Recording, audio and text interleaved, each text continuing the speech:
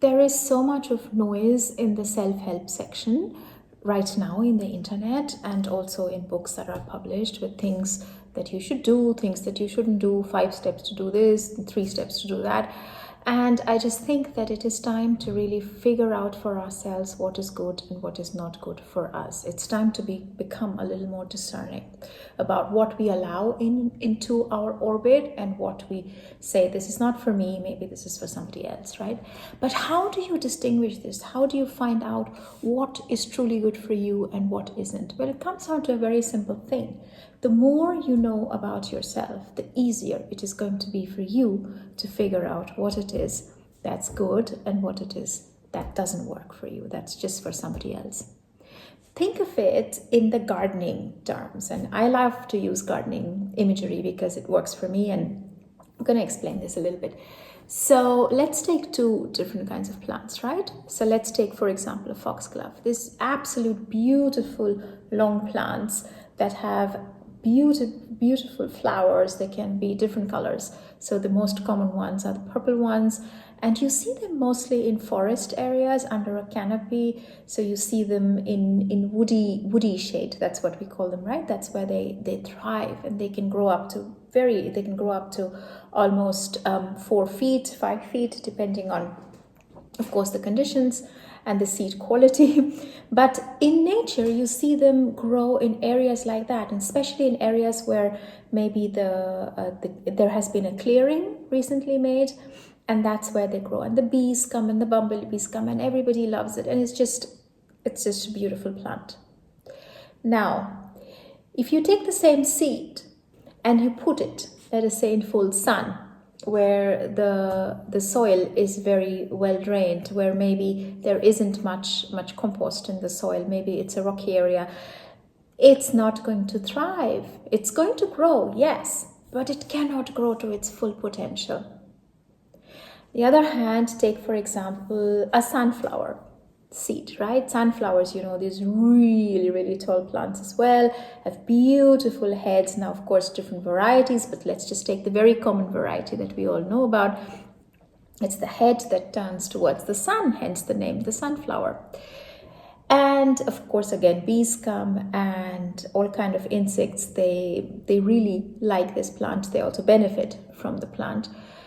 Now, if we take a sunflower seed and we put it in the shade, in the forest, without any added compost, without anything done to it, and we leave it in the shade, it's not going to grow that tall. In short, it just won't thrive. And it's the same thing with us humans. It's the same thing with us. Sometimes we are just seeds that have been placed in the wrong place. And that has to do with our society, with our education system, with what has been taught to us, how we have been programmed to believe who we truly are. But maybe there is another way.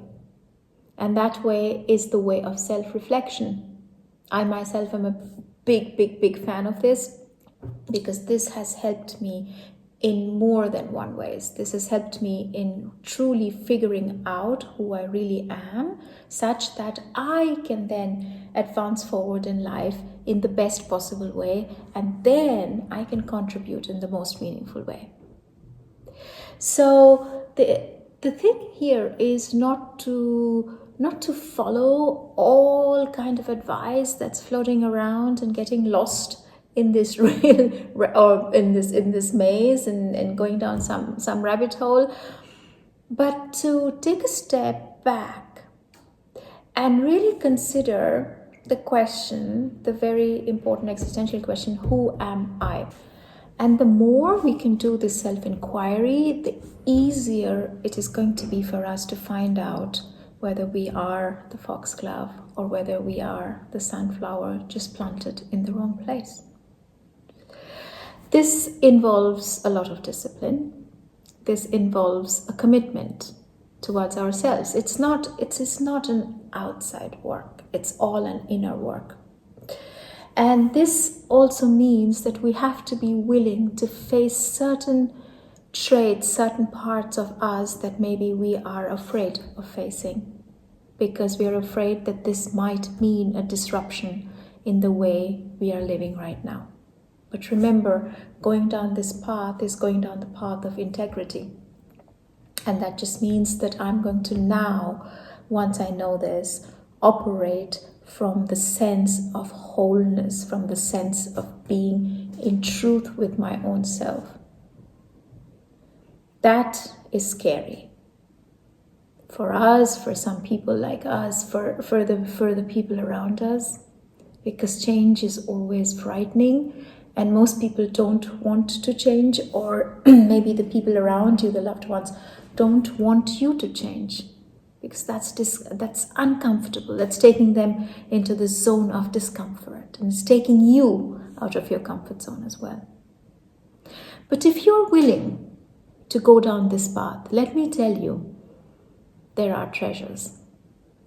Because what you will find out when you do this self-discovery, this self-inquiry, is that you are truly this magnificent being of love and light.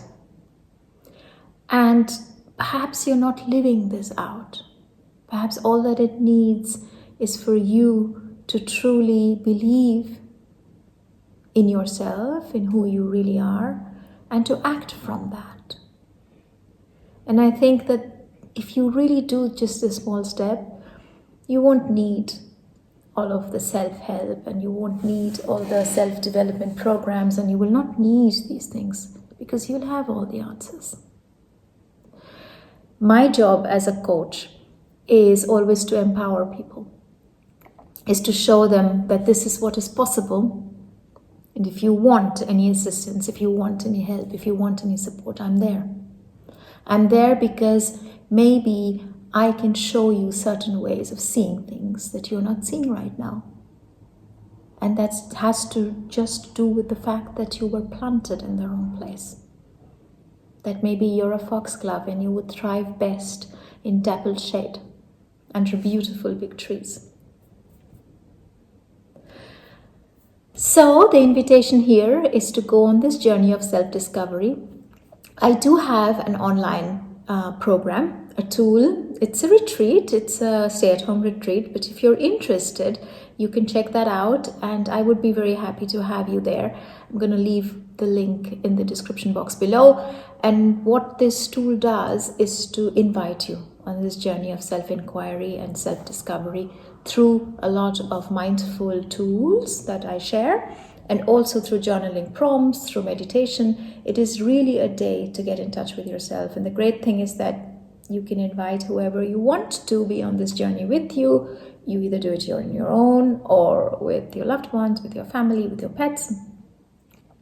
You can repeat it any time that you want to. You have lifetime access once you purchase it, just once. So if this is something that calls to you, then do check that out. Otherwise, if you feel like working with me, then I will also leave my description below, my contact details. And I do hope to see you there. Take good care. Love and light. Bye-bye.